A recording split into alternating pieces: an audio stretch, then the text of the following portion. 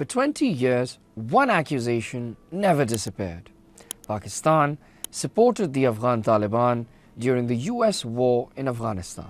It became the easiest explanation for America's longest war, the Afghan government's collapse, and the Taliban's resurgence. But here's the real question. Was this accusation ever based on facts, or was it a geopolitical narrative that replaced uncomfortable truths? Today, we break this down factually, historically, and strategically in less than 9 minutes. Let's start with the most basic fact: geography.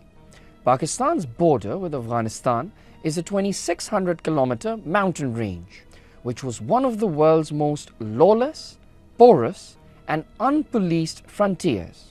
The British could not militarily control the frontier regions, hence they created a buffer zone, where British influence was extended through local tribes that prevented movement of armed groups into the hinterland.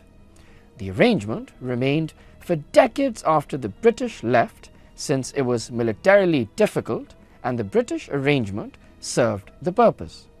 The tribes on either side were comfortable with this arrangement.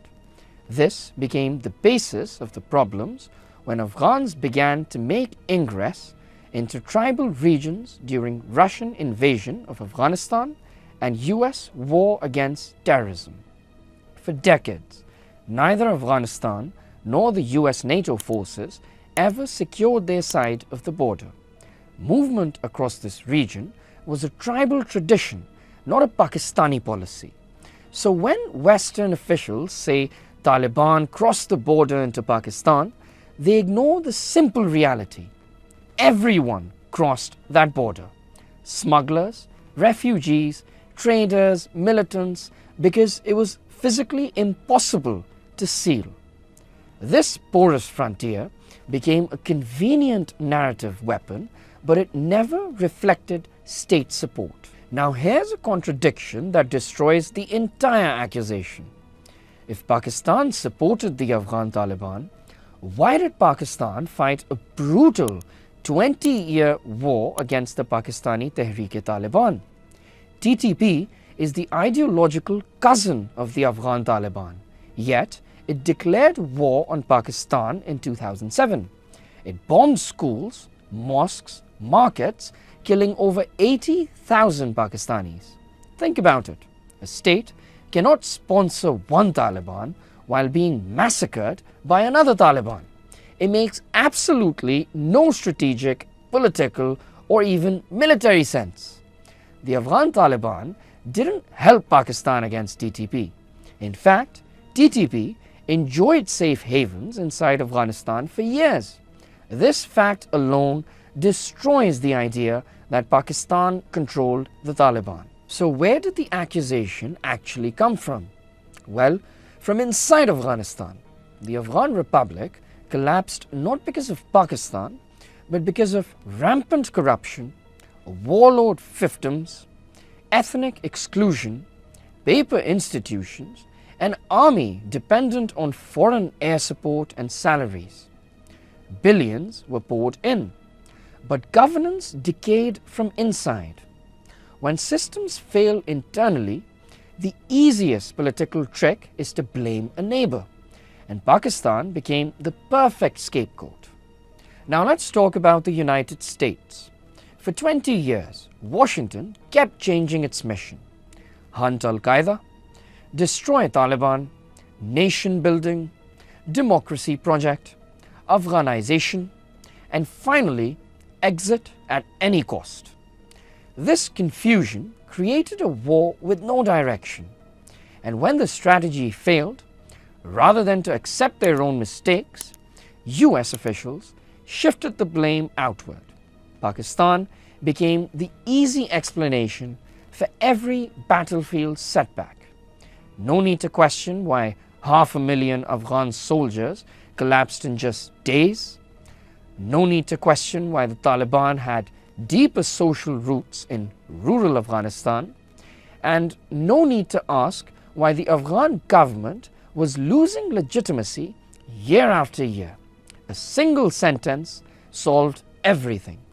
Pakistan supported the Taliban. Simple, convenient, politically safe. Let's deal with the intelligence argument. For 2 decades, the US ran the world's most sophisticated surveillance regime on Pakistan. There were drones, satellite imaging, SIGINT, HUMINT, bases in Afghanistan, and joint investigations. If Pakistan had been supplying weapons, fuel, medical facilities, command centers, any of it, there would be hard evidence. But after 20 years, no declassified report, no Pentagon file, no DIA assessment has proven any state-level Pakistani support. And think about this. The absence of evidence after 20 years of surveillance is itself evidence. Here's the irony. While Pakistan was blamed for hosting Afghan militants, the reality was quite the opposite. Afghanistan hosted the TTP, BLA, ISK factions, anti-Pakistan terror networks, and Indian raw-backed groups on Afghan soil. Pakistan repeatedly shared evidence with Kabul, but nothing changed. So the state that was accused of providing sanctuaries was actually the victim of sanctuaries across the border.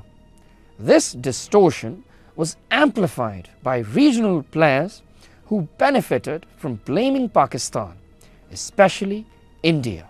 India played a major role in pushing the narrative that Pakistan controlled the Taliban. New Delhi built strong influence in Afghan media, political networks, and security agencies. Indian analysts, think tanks, and diplomats all echoed the same line: Taliban equals to Pakistan's proxy. It served India's diplomatic agenda: isolate Pakistan, align with Kabul, influence Washington, and delegitimize Pakistan's security concerns. Over time, this repeated messaging created an echo chamber. Speculation became fact, and fact got buried under narrative.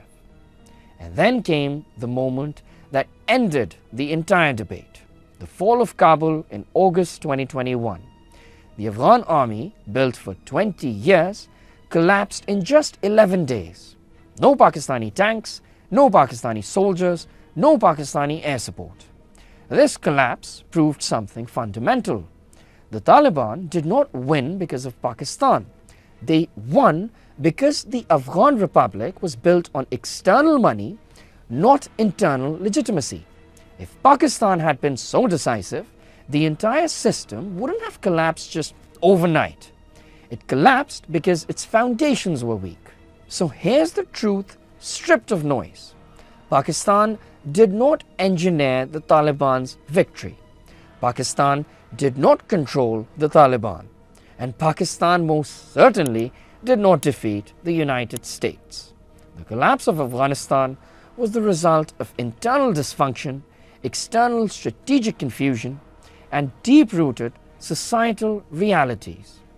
If we want to truly understand the last 20 years, we must move beyond convenient narratives and face the facts. I hope you found today's segment interesting. I'm Dayan Rahmani, and this is Policy Wire. Stay informed, stay critical.